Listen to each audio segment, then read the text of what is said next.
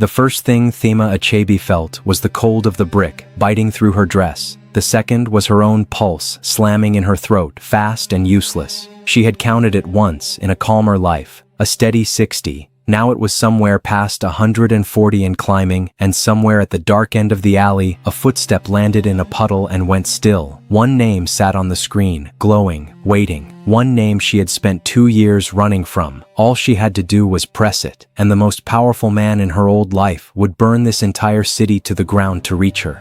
She knew it the way she knew her own heartbeat. Her thumb hovered.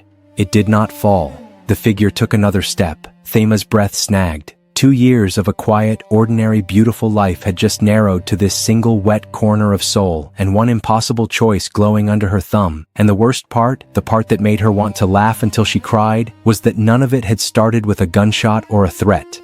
It had started with a child who would not speak, and a kindness that cost her nothing to give. So go back. Go back before the alley, before the phone, before any of them knew her name. Go back to a small warm room above a noodle shop, where the only alarm was a kettle, and a woman who had once been told exactly who to be was finally, quietly, becoming no one at all. In this city she was just Thema. Not the general's daughter. Not the girl in the photographs on the wall of a study 8,000 kilometers away. Just the kind woman from the learning center who tipped the noodle shop too much and learned Korean from cartoons and slept, for the first time in her life, without anyone deciding what her tomorrow would look like. Every weekday she walked through those steel doors into a world that was not built for women like her. The children of this place were dropped off by drivers and collected by men with earpieces. The mothers wore watches worth more than the building she lived in. And Thema, soft-spoken and full-figured and easy to look past, simply did her work and let them all underestimate her, because being underestimated was the safest she had ever felt. The other staff thought she was simple, too gentle, too slow, too willing to sit on the floor. They did not know that she had been raised to walk into rooms full of generals and senators and never flinch. They did not know that the quietness in her was not weakness. It was the silence of someone who had finally stopped being told what to want, because there had been a man who decided everything. General Marcus Achebe did not raise a daughter so much as draft her. He chose the university. He chose the degree she hated. He chose, before she had even finished growing up, the senator's son she was supposed to marry, and he announced it the way he announced troop movements, as a thing already decided. She had stood in that study 100 times, hands folded, swallowing every word she wanted to say. Until one ordinary Tuesday she had not swallowed it. She had packed a single bag, emptied the account he did not know she had, and disappeared so completely that the most powerful man in 3 states had been searching for 2 years and found nothing. That was the woman kneeling on a playroom floor in Seoul. No one here knew her at all. And then there was the boy. Han Joon-seo sat apart from every other child every single day in the same corner with his knees pulled to his chest. He had not spoken one word since the morning his mother died. The staff had a word for him, whispered behind their hands. Broken. They managed him the way you manage a problem, with bright fake voices and quick hands, and the more they pushed, the smaller he folded. Thema did not push. She knew exactly what it felt like to have everyone in the room deciding who you were while no one bothered to ask. So she sat down on the floor near him, far enough that he did not feel cornered, and she said nothing at all. She just stayed. Day after day, she just stayed, until staying became its own kind of language. On the 9th day, he tapped his fingers against the floor twice. She tapped back twice. His eyes came up to hers, startled, like a deer that had just realized it was not being hunted. It was nothing. It was everything. From then on, 2 taps meant, "I am here," and 2 taps back meant, "So am I."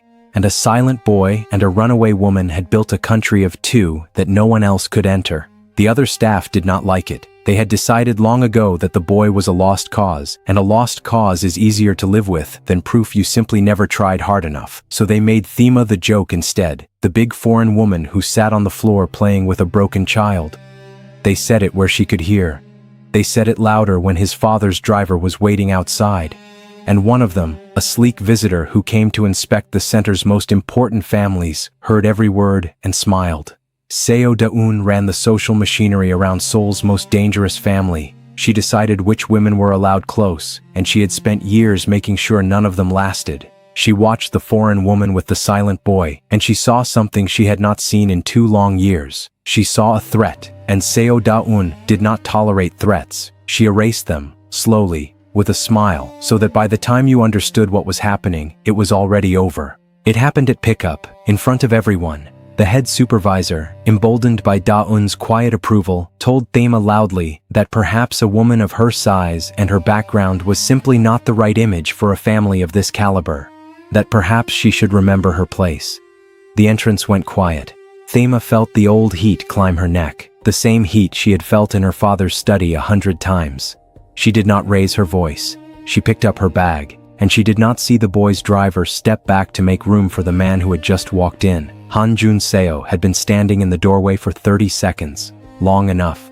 The supervisor's voice died the instant she saw him. The entire room seemed to drop its temperature at once, because everyone here knew exactly who he was, and exactly what it meant that his eyes were not on his son, and not on the supervisor, but on the foreign woman they had just tried to break. And if your chest is tight right now, if you already know something is about to break, then you are exactly the kind of person this channel was made for. I am not going to beg you. I will just say this. Every story you hear on Afro-Korean Dark Stories takes real work to build, and the only way I know it is landing for you is when you subscribe. That little tap tells me to keep bringing you stories like this one. So if Thema has already pulled you in, subscribe and stay close, because what she does next is going to stay with you. Then the boy moved. Ye-jun, who flinched from every adult in the building, crossed the floor in front of all of them and pressed himself into Thema's side, gripping her skirt with both fists. He tapped twice against her arm. 2 taps. I am here. And Joon-seo, who had buried his wife and watched his son go silent and had not seen that child reach for another human being in over a year, went very, very still. For a long moment, Han Joon-seo did not speak. The supervisor began to stammer an apology, certain the man was about to demand the foreign woman be fired. He turned his head slowly toward her, and the apology froze in her throat. When he finally spoke, his voice was quiet, almost gentle, and somehow that was the most frightening thing in the room. He asked the supervisor to repeat what she had said about this woman, to say it again, to his face. No one repeated anything, no one breathed. The supervisor's face drained white, and in that silence, Thema understood, with a slow cold drop in her stomach, that she had just been noticed by exactly the kind of powerful, dangerous man she had crossed an ocean to escape. She had spent 2 years becoming invisible. It had taken 1 silent little boy and 2 taps to undo all of it. Joon-seo crouched down to Ye-jun's level, slow and careful, the way you approach something that might shatter. He did not ask the boy to speak. He had stopped asking months ago. He simply looked at the small hand still fisted in the woman's skirt, and at his son's face turned up toward her with something he had not seen there since the funeral. Trust. Then he stood, buttoned his jacket, and turned to Thema with a question that would detonate her quiet life. He asked how long she had been the only one his son would go to. Thema kept her chin level and told him the truth. Since the 9th day. She did not flatter him, did not tremble, did not perform the fear that everyone else in the room was drowning in, and that, more than the boy, more than anything, was what made Han Joon-seo truly look at her for the first time. A woman who was not afraid of him. He found that he could not stop looking. That night, Thema walked home the long way, telling herself it meant nothing. A rich man had asked a question. She had answered it. People like him forgot people like her by morning. She almost believed it, right up until she reached her street and saw 2 black cars she did not recognize parked at both ends of it, engines off, men inside, watching her building. Her stomach turned to ice. He had not forgotten her. He had decided something about her. She did not sleep. She sat by her window in the dark, watching the men who were watching her, her mind running the old calculations she thought she had left behind. Exits, cover, the single phone number she could dial that would end any threat on earth in under an hour. She pressed her palms flat against her knees and refused to reach for it. She had not run this far to be saved by the man she ran from. Whatever this was, she would face it as herself. The summons came the next evening, polite and absolute, the way only real power can be. A car, a driver who would not meet her eyes, a ride up 40 floors in a private elevator that opened onto a corridor longer than her entire apartment. Thema walked it with her spine straight, the way her father had drilled into her without ever knowing he was preparing her for this. At the end of it, a door stood open, and Han Joon-seo was waiting. He did not offer her a drink. He did not waste time. He told her plainly that his son had not reached for a living soul since his mother died, and that she had done in 9 days what an army of specialists had failed to do in a year. He told her he wanted her with Ye-jun, not as staff, as something he did not have a clean word for. And then he told her the thing that turned her blood cold, because he said it like a gift. From this night, he said, no one in this city would ever speak to her the way they had spoken to her today. No one would touch her, threaten her, or so much as look at her wrong. She was under his name now. Untouchable. He said it as protection, the greatest thing he had to give. He did not understand that he had just done to her exactly what her father always did. He had decided her life for her and called it love. So she did something no one in Joon-seo's world had ever dared. She said no, not to the boy, never to the boy, to the cage. She told him she would care for Ye-jun because she chose to, not because she belonged to anyone's name. She told him she had spent her whole life being protected by powerful men until she could not breathe, and she would rather face every danger in this city on her own 2 feet than be made untouchable like an object too valuable to leave the shelf. No one refused Han Joon-seo. Not his men, not his enemies, not the city. And here was this woman, in a borrowed evening of his terrifying life, telling him exactly where his power ended. Something moved across his face that had nothing to do with anger. He studied her like a problem he suddenly, badly wanted to solve. He told her the protection was not a request. It was already done. The whole city already knew. And that, though neither of them yet understood it, was the moment her 2 worlds began to slide toward each other.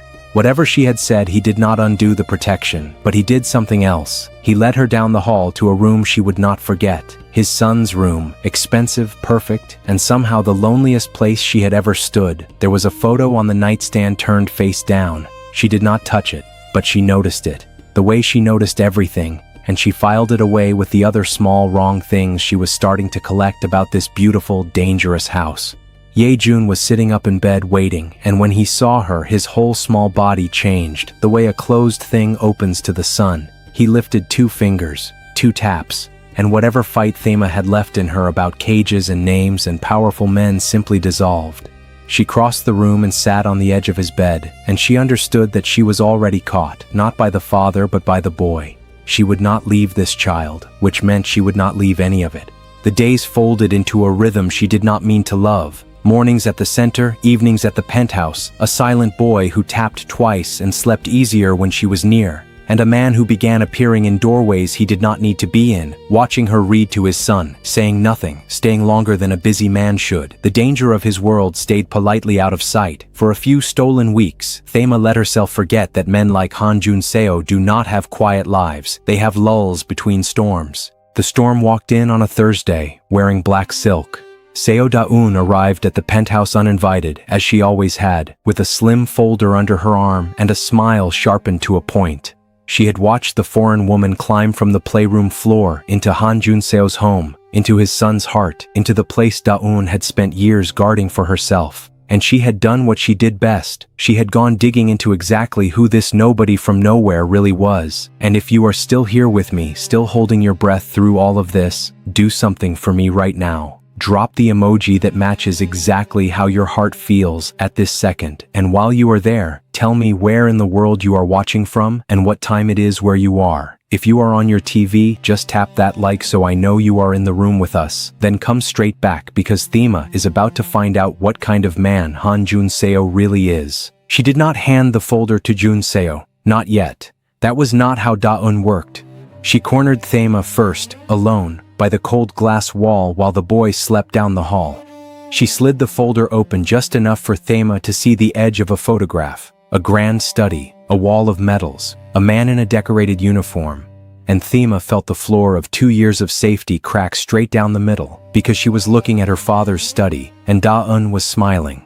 Daeun's voice was honey poured over a blade. She knew who Thema's father was. She knew what it would mean if certain people learned that the runaway daughter of a powerful American general was living quietly under the protection of a Korean crime family. She knew how many enemies Joon-seo had who would pay a fortune for a weakness exactly that shape. Leave, Dawson whispered. Leave tonight. Disappear again, and the secret stays buried. Stay, and I will sell you to the highest bidder, and your precious general will arrive to find a war. Everything Thema had built rang like cracked glass. If she ran, she abandoned the one child who had chosen to live again because of her. If she stayed, she became the bomb planted in the middle of Joon-seo's empire. and the only weapon big enough to protect her was the one she had sworn never to pick up. One call to her father, one call, and an ocean of power would cross the world for her, and the same call would burn down the only freedom she had ever tasted. When Joon-seo came back into the room, Da-eun was all warmth and farewells, and Thema's face had been wiped clean of everything. He felt the wrongness in the air the way he felt a gun in a room. He asked her quietly if she was all right, and Thema, who had told this dangerous man the truth about everything except the one thing that mattered, looked into his eyes and lied. She said she was fine. It was the first lie she had told him. It would not be the last thing she hid. Children who cannot speak learn to read everything else. Yejun stood in the corridor and watched the silk woman leave, and watched the kind woman pretend, and his small hands curled into fists. He had seen that exact black silk before.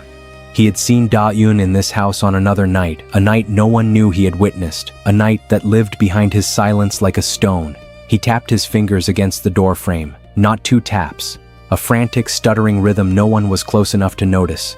The days after were a slow, tightening noose. Da-eun gave her a week. Thema spent it pretending, smiling at the boy, flinching at every unknown car. She told herself she would find another way, any way that did not end with her thumb on her father's number. But the wrong notes were multiplying. A black sedan that idled too long outside the noodle shop. A staff member at the center who stopped meeting her eyes. The sense, growing every hour, that Da-eun had not been bluffing and that the secret was already loose. On the 7th night, Joon-seo asked her to a dinner, a real one, formal, the kind where his world gathered and measured each other under candlelight. He said he wanted her beside him. He framed it as an honor. Thema understood it differently. To appear at his side in front of everyone was to confirm to all of his enemies exactly what Da-eun had promised to sell. But to refuse without explaining was impossible. So she put on a deep emerald dress, the color of courage she did not feel, and she walked into the lion's den on his arm. She drew every eye the moment she entered, and not unkindly. On Joon-seo's arm, she was no longer the woman they had laughed at. She was the woman the most feared man in Seoul had made untouchable, and the room recalculated her worth in an instant. For one strange hour, Thema almost believed she could carry this. Joon-seo stayed close, his hand at the small of her back, steady, present, watching the room like a man guarding something precious. And across the candlelit floor, in deep wine red, Seo Da-eun watched them both and decided the week was over. Da-eun did not confront her. She did something far worse. She lifted her phone beneath the table and sent a single message to a number that should never have had it. A man 2 countries away who had been quietly hunting a runaway heiress for 2 years. She did not sell Thema to Joon-seo's enemies after all. She sold her back to the one man Thema feared more than any gangster alive. Her father. And then Da-eun raised her glass toward Thema across the room, smiling, as if toasting her health. Thema's own phone lit up against the dark tablecloth. An unknown number. Then a message. 4 words that stopped her heart cold. "We found you. Coming." She knew that voice even in text.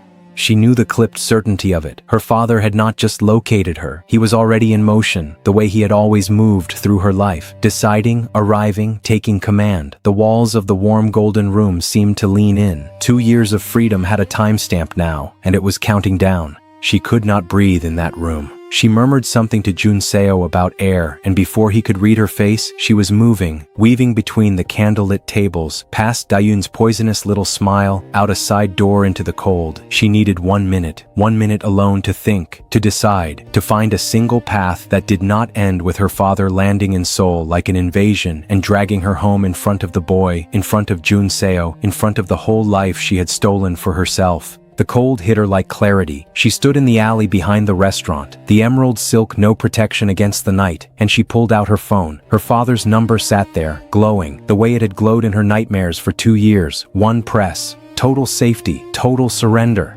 She stared at it and she could not make her thumb move, because pressing it meant the boy would wake one morning and she would simply be gone, vanished, another adult who left him without a word. She could not do that to Yejun. She would rather face anything. And that is when she heard the footstep land in the puddle behind her. The one we began with. The one that has been waiting this whole story for you to arrive. A tall figure in a long dark coat stepped into the mouth of the alley and stopped, blocking the only way out. Not her father, not Joon-seo. Someone sent ahead of both of them, by someone who wanted her gone before either powerful man could reach her first. Thema backed against the wet brick, the cold biting through her dress, her pulse screaming past 140. So here she was, exactly where this story opened, cornered in the dark, the phone shaking in her hands, the most powerful rescue on earth one press away, and every reason in the world not to use it. The figure took a step closer, her thumb hovered over her father's name. If she pressed it, she went home forever. If she did not, she might not see another morning. And in the half-second before she chose, somewhere across the city, the truth that had lived behind a little boy's silence finally tore its way loose. Back at the penthouse, Joon-seo had returned to find Thema gone and his son out of bed, frantic, tugging at his sleeve. And then it happened. The thing no specialist, no doctor, no year of silence could force. Ye-jun opened his mouth, and in a cracked, rusty, terrified little voice that had not been used in over a year, he spoke. One word. A name. The name of the woman in red who had been in their house the night his mother died. Da-eun. Han Joon-seo went white. For a year he had believed his wife's death was an accident. For a year he had welcomed Seo Da-eun into his home as a trusted ally, let her near his son, let her guard the door to his world, and his son had watched her do something that night, something that had locked a child's voice away in terror. The boy had not been broken. He had been hiding. And the woman who had threatened Thema, the woman who had just sent Thema running into the dark, was a murderer standing at the center of everything. Joon-seo was already moving, already calling his men, already understanding with a cold killer's clarity exactly what Da-eun would do to the woman who had taken her place. He had made Thema untouchable to protect her. He had painted the target himself. And now the one person who had brought his son back to life was somewhere in the city, alone, hunted, because of a protection she never wanted. He ran for the elevator with his son's first word in a year ringing in his ears, praying he was not already too late. And 8,000 kilometers had become nothing. Across the city, on a rain-dark airfield, a military transport had already touched down. General Marcus Achebe stepped out into the Seoul night with the full weight of his power behind him. 2 years of fury and fear in his jaw, a single thought driving him forward. He had found his daughter. He did not yet know she was cornered in an alley. He did not yet know about the boy, or the man, or the murderer in red. He only knew he was here to take her home, and that nothing in the city could stop him. So it all comes down to this alley, and this woman, and this single press of a thumb. 3 powerful forces are converging on Thema Achebe in the dark. A father with an army, ready to drag her back into the cage. A mafia boss racing through the night with the truth finally in his hands. And a killer's shadow stepping closer down the alley right now. She has one weapon. The call that ends everything and saves everything in the same breath. Her thumb trembles over her father's name. The figure lunged. Thema's thumb came down, and everything stopped. Did she press the name and unleash her father on this city, surrendering the only freedom she ever fought for to survive the night? Did the call connect, or did the shadow reach her first? Was it Da-eun's killer in that alley, or someone even worse, sent by someone neither powerful man saw coming? And what does Han Joon-seo do to the woman who murdered his wife and silenced his son the moment he reaches her? That is where we have to stop. That is the moment everything she thought she understood about him, about her father, about that silent little boy, fell apart. If you need to know what he does next, if you cannot leave it here, then tell me. Comment part 2 right now and tell me you need the rest, because the truth about Han Ye-jun's condition and the real reason Joon-seo made her untouchable is the part no one is ready for.